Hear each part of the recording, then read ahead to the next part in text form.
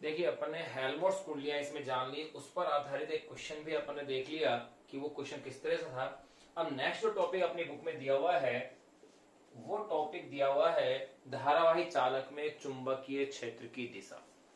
धारावाही चालक में चुंबकीय क्षेत्र की दिशा।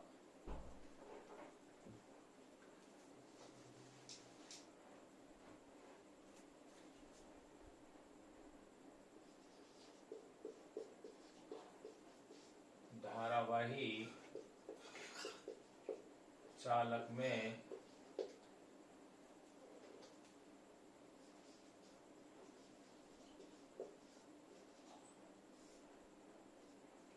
चुंबकीय क्षेत्र की दिशा। देखिए इसको एक प्रयोग की सहायता से भी समझाया गया है। वैसे चुंबकीय क्षेत्र की दिशा के नियम अपन पढ़ चुके थे। उन नियमों के अंतर्गत अपन ने पढ़ा था, याद हो तो दाहिने हाथ के अंगूठे का नियम पढ़ा था, यानी दाहिनी हथेली का नियम पढ़ा था। साथ में फिर आपने पढ़ा था वृत्तीय धाराओं के लिए एक स्नो का नियम भी आपने पढ़ा था, एम्पियर का तैरने का नियम जिसे कहा था, एक मैक्सवेल का कॉर्क स्क्रू वाला नियम भी अपन ने पढ़ लिया था। फिर देखिए इसी चीज को एक प्रैक्टिकली शो किया गया है। नंबर 1, धारावाही चालक में चुंबक क्षेत्र की दिशा के नियम को, इसका एक सिंपल सा एक एक्सपेरिमेंट दिया है। उसके लिए क्या किया, एक गत्ता लिया गया है। देखो प्रैक्टिकल व्यवस्था क्या है उस पर ध्यान दीजिएगा। ये एक गत्ता लिया गया है, ये गत्ता है ए बी सी डी, और इस गत्ते में से एक धारावाही चालक को गुजारा गया है। ये कोई धारावाही चालक है,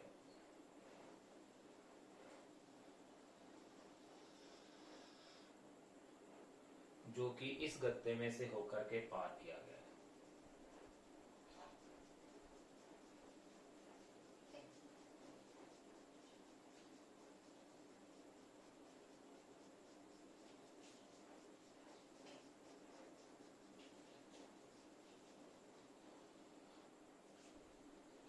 धारावाही चालक को इस गत्ते में से पास किया गया है, और यहां इसके साथ एक विद्युत परिपथ को जोड़ दिया है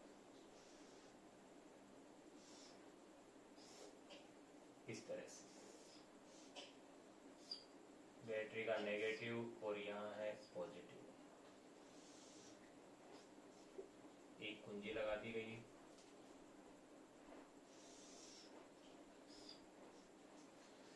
ये परिपथ पूर्ण करने के पश्चात, या परिपथ में अभी अपन धारा प्रवाह नहीं कर रहे हैं, परिपथ पूर्ण कर दिया है। इसमें क्या किया, इस गत्ते पर लोहे का बुरादा बिखेर दिया गया है। ये गत्ता लिया गया है, एबीसीडी क्या है, गत्ता है जिस पर लोहे का बुरादा बिखेर दिया गया है। अब जैसे ही अपन इसमें धारा प्रवाहित करते हैं तो क्या आप देखते हैं, धारा प्रवाहित करने का मतलब इस कुंजी के अंदर, ये तो क्या है, कुंजी के है, इस कुंजी के, और इसको दे देते हैं बैटरी बी। जैसे ही कुंजी के में अपन प्लग लगाते हैं, उसकी डॉट लगाते हैं, तो क्या देखते हैं कि जो लोहे का बुरादा अपन ने इस गत्ते पर बिखेरा हुआ था, वो लोहे का बुरादा संकेंद्रीय वृत्तों के रूप में इकट्ठा हो जाता है इस तरह से।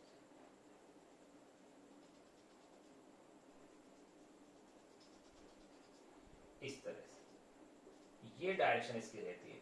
तो इन संकेंद्रीय वृत्तों की, जो संकेंद्रीय वृत्त दर्शा रहे हैं, ये दर्शाते हैं चुंबकीय क्षेत्र की दिशा को। भाई इसके अंदर धारा किधर से प्रवाहित हुई, ये डायरेक्शन थी। और आप जानते हो दाएं हाथ के अंगूठे के नियम से अगर धारा यो प्रवाहित है तो चुंबकीय बल रेखाएं यो होंगी। यानी यहां पर एक चुंबकीय सुई को रखा जाए, एक कंपास को रखा जाए, तो वो यहां इस चीज को बता देती है कि ये किस प्रकार से चुंबकीय क्षेत्र किस दिशा में है। तो अपन सिंपल से इसमें बात लिख सकते हैं कि किसी गत्ते पर लोहे का बुरादा बिखेर कर उस गत्ते को किसी विद्युत परिपथ से संयोजित करने पर, उसमें धारा प्रवाहित करने पर लोहे का बुरादा संकेंद्रीय वृत्तों के रूप में एकत्रित हो जाता है, जो इस बात को दर्शाता है कि धारा प्रवाह के कारण चालक के चारों ओर उत्पन्न चुंबकीय क्षेत्र की दिशा क्या है। तो देखिए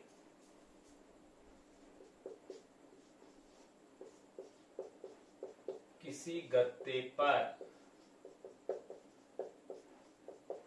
लोहे का बुरादा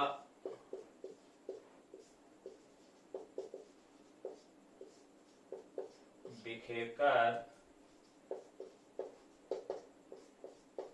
उसमें से धारावाही चालक को गुजारकर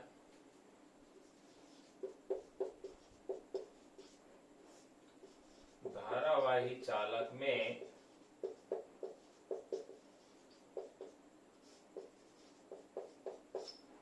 विद्युत धारा, धारावाही चालक में विद्युत धारा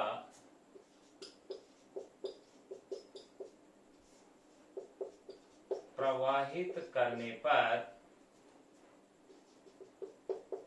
और गत्ते को हल्का सा थपथपाने पर पाते हैं कि,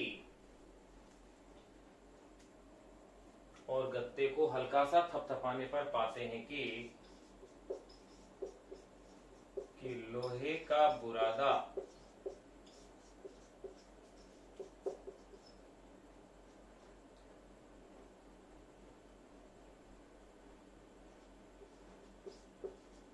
संकेंद्रीय वृत्तों के रूप में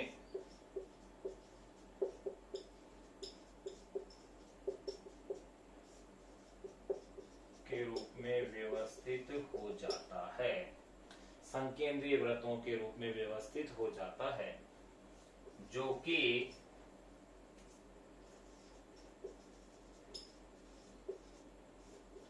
चुंबकीय क्षेत्र की दिशा को इंगित करता है। ये एक सिंपल सा प्रयोग था जिसको अपन ने कर लिया। छोटी क्लासों में ये एक्सपेरिमेंट आता है। ABCD गत्ता था। फिर दूसरा दिया है किसी कुंडली के लिए। देखो, अगर किसी कुंडली के अंदर धारा का प्रवाह अगर एंटी क्लॉकवाइज है, अगर किसी कुंडली में धारा का प्रवाह कैसा है, एंटी क्लॉकवाइज यानी वामावर्त है, तो आप क्या देखते हैं कि वो सिरा नॉर्थ पोल की भांति व्यवहार करता है, और अगर धारा का प्रवाह क्लॉकवाइज है तो वो सिरा उसका व्यवहार करता है देखने पर साउथ पोल की भांति। तो अब इस पॉइंट को भी नोट करते हैं। तो धारावाही चालक में चुंबकीय क्षेत्र दिशा का पहला पॉइंट हो गया। दूसरा पॉइंट और देखते हैं।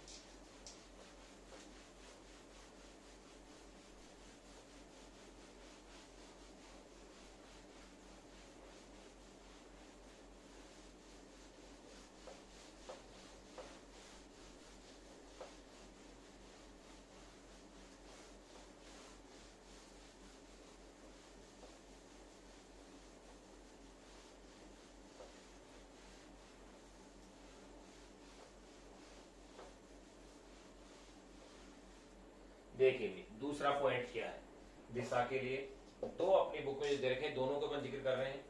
अगर धारा का प्रवाह किसी कुंडली में अगर एंटी क्लॉकवाइज डायरेक्शन में हो रहा है, यानी कि इस तरह से एंटी क्लॉकवाइज डायरेक्शन में है, तो इसका ये सिरा नॉर्थ पोल की भांति क्या करेगा, व्यवहार करता है, यानी कि उत्तरी ध्रुव की भांति ये व्यवहार को प्रदर्शित करता है।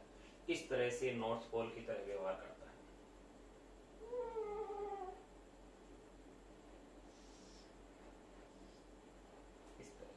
यानी नॉर्थ पोल बना दिया है अपन ने इसे। और अगर इसमें धारा का प्रवाह क्लॉकवाइज होता है, इस डायरेक्शन में ऐसे होता है, तो ये व्यवहार करता है साउथ पोल की भांति। यानी किसी कुंडली में अगर धारा का प्रवाह एंटी क्लॉकवाइज है, ये अपन नियमों से देख भी चुके हैं कि अगर यो धारा का प्रवाह हो रहा है तो चुंबकीय क्षेत्र यो था, और अगर चुंबकीय धारा अगर ऐसे है तो चुंबकीय क्षेत्र ऐसे। तो अब देखिए ये चीज अपन देख चुके, तो इस पॉइंट को अपन लिख लेते हैं कि जब धारा का प्रवाह एंटी क्लॉकवाइज होगा तो वो सिरा देखने पर कैसा दिखेगा, नॉर्थ पोल की तरह यानी उत्तरी ध्रुव की भांति, और अगर क्लॉकवाइज है तो वो सिरा आपको नजर आएगा दक्षिणी ध्रुव की भांति। तो देखिए लिख लेते हैं इस पॉइंट को। वृत्ताकार कुंडली में ध्यान से लिखते हैं, वृत्ताकार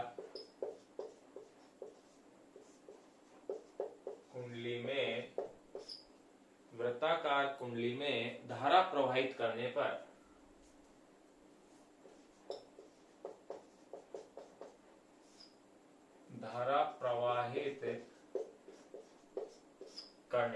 वृत्ताकार कुंडली में धारा प्रवाहित करने पर कुंडली के जिस ओर से देखने पर, धारा प्रवाहित करने पर कुंडली के जिस ओर से देखने पर, कुंडली के जिस ओर से देखने पर, कुंडली के जिस ओर से देखने पर, नंबर फर्स्ट,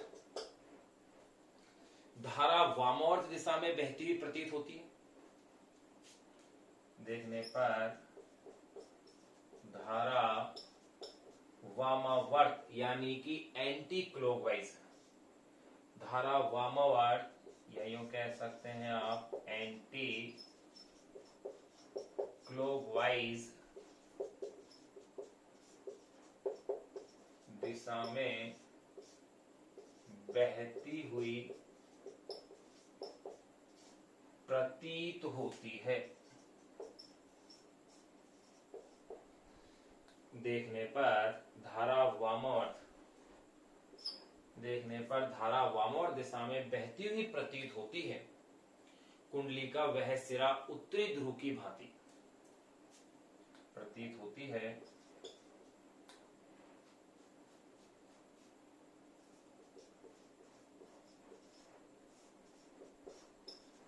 कुंडली का वह सिरा उत्तरी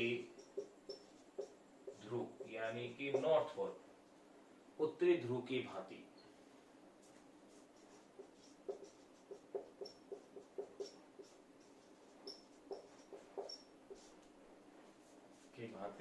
व्यवहार करता है। ये पहला पॉइंट अपन ने जान लिया।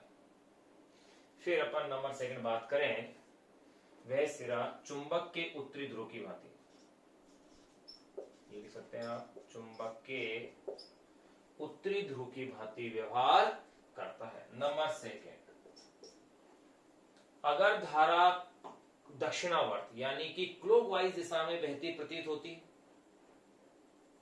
अगर धारा दक्षिणावर्त दिशा में बहती हुई प्रतीत होती यानी कि क्लॉकवाइज, तो देखिए धारा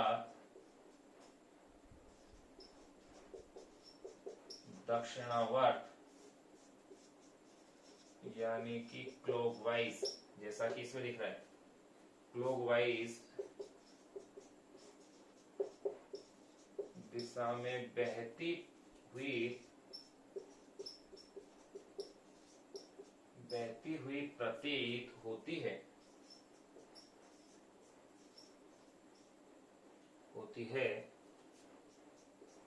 तो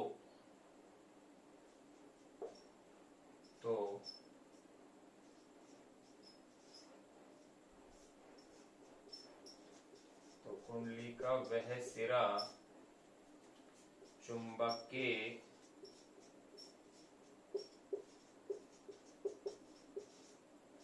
दक्षिणी ध्रुव की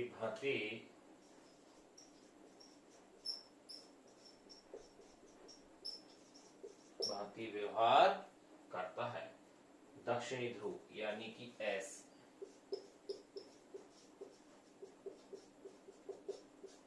की भांति व्यवहार करता है। तो देखिए अपने दूसरा पॉइंट क्या जान दिया कि वृत्ताकार कुंडली में धारा प्रवाहित करने पर कुंडली के जिस ओर से देखने पर, नंबर फर्स्ट पॉइंट, धारा एंटी क्लॉकवाइज दिशा में बहती हुई प्रतीत होती है, तो कुंडली का वह सिरा चुंबक के उत्तरी ध्रुव की भांति व्यवहार करता है, ये रहा।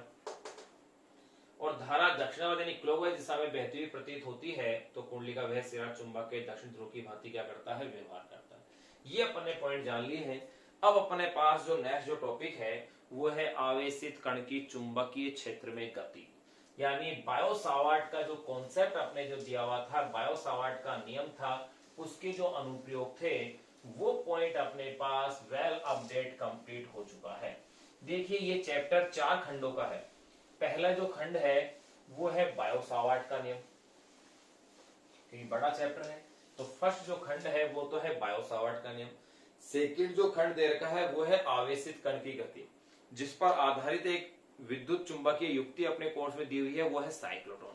इसके पश्चात अपने कोर्स में जो दिया हुआ है वो है धारावाही चालक पर बल, जिसके अंतर्गत फिर अपन आगे पढ़ते हैं विद्युतीय उपकरण जैसे कि गैल्वेनोमीटर, एमीटर और वोल्टमीटर।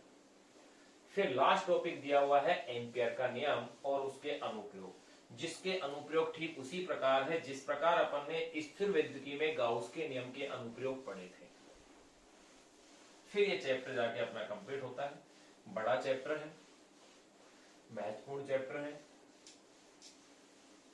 तो देखिए नेक्स्ट जो टॉपिक अपन अब इसके अंदर जो पढ़ने जा रहे हैं वो है आवेशित कण की चुंबकीय क्षेत्र में गति।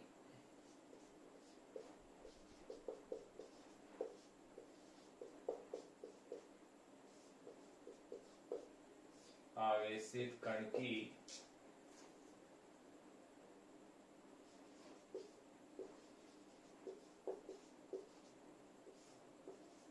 चुंबकीय क्षेत्र में गति।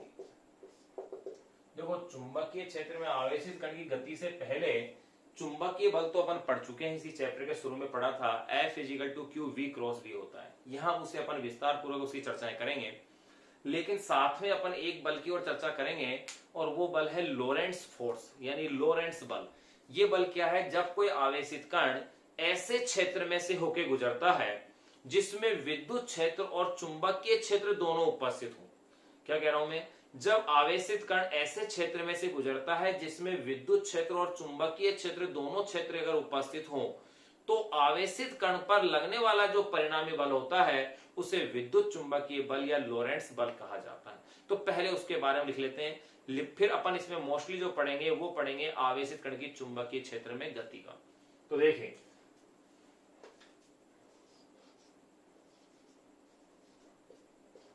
जब आवेशित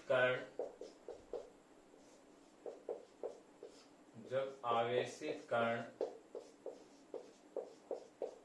ऐसे क्षेत्र से गुजरता है, जब आवेशित कण ऐसे क्षेत्र से गुजरता है जहां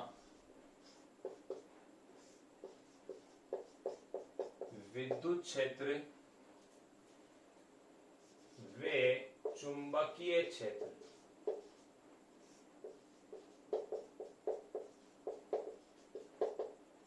दोनों विद्यमान हो,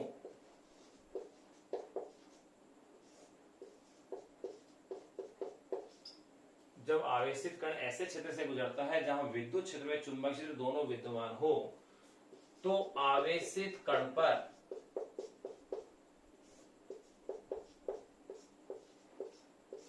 आवेशित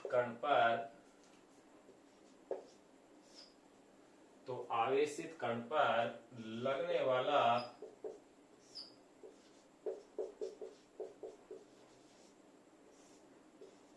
परिणामी बल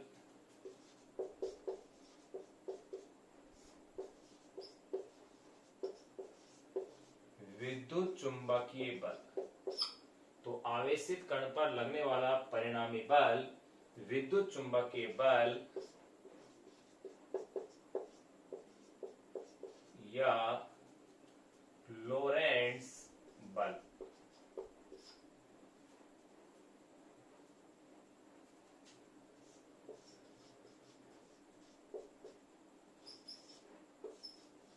लोरेंट्ज फोर्स कहलाता है। तो आवेशित कण पर लगने वाला परिणामी बल विद्युत चुंबकीय बल या लोरेंट्ज बल कहलाता है। अतः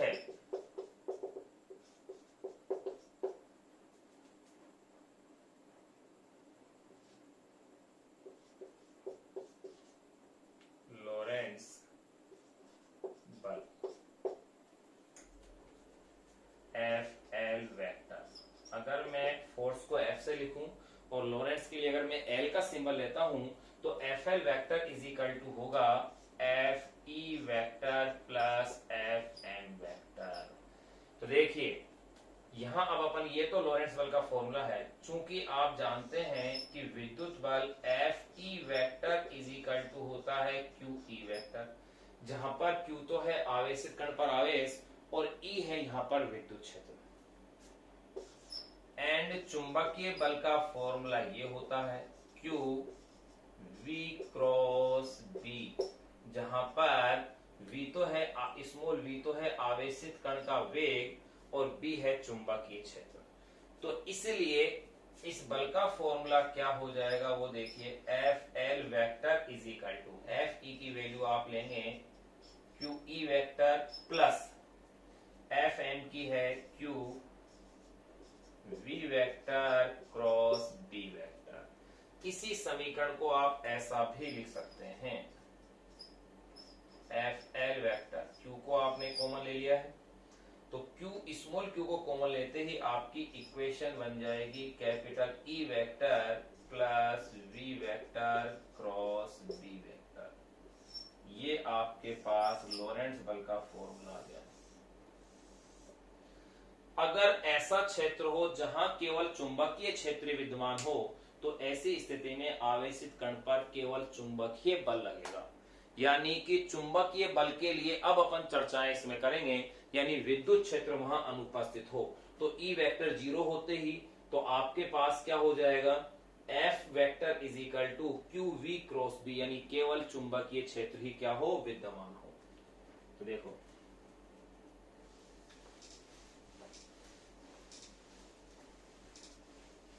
ये आपने फॉर्मूला देख लिया है लॉरेंट्ज बल का।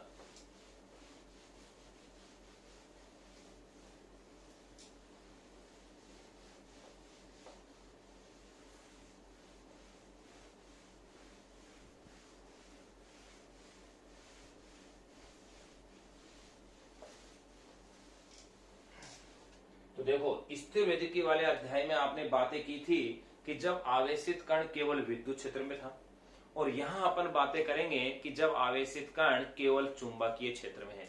तो मैं यूं कह दूं, यदि केवल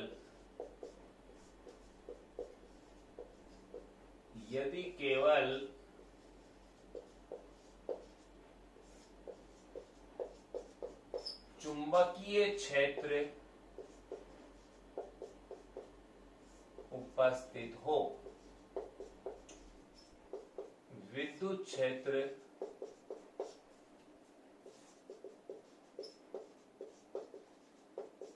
अनुपस्थित हो, तो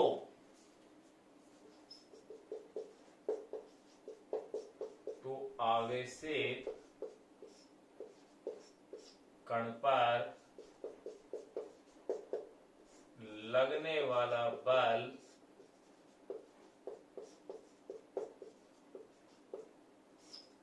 केवल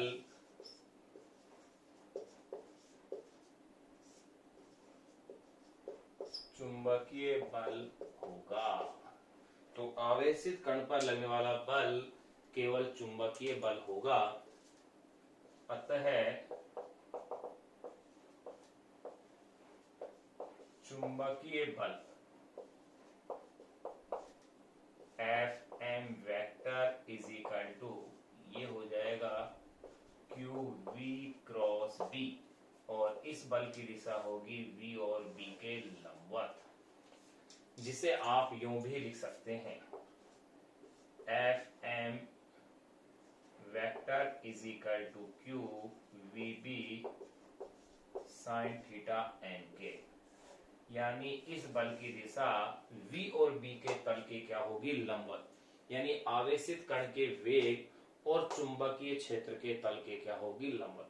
अब इसमें अपन इसकी 3 स्थितियां पढ़ेंगे, क्योंकि ये किस पर डिपेंड कर रहा है, ध्यान दीजिए, साइन थीटा, यानी कि चुंबकीय क्षेत्र में ये किस कोण पर प्रवेशित होता है उस कोण पर ये निर्भर कर रहा है। इस आधार पर इसकी 3 विशेष स्थितियां अपन पढ़ेंगे। पहली विशेष स्थिति, जब आवेशित कण चुंबकीय क्षेत्र के समानांतर या प्रति समानांतर प्रवेशित हो, यानी जब थीटा की वैल्यू क्या हो, 0 डिग्री हो। दूसरी स्थिति, जब आवेशित कण चुंबकीय क्षेत्र के लंबवत प्रवेशित हो, यानी theta is equal to 90 degree. और तीसरा, जब आवेशित कण चुंबकीय क्षेत्र के साथ किसी न्यून कोण पर प्रवेशित हो। तो ये विशेष स्थितियां अपन इस बल के लिए पढ़ेंगे। तो वो क्या विशेष स्थितियां हैं वो देखिए।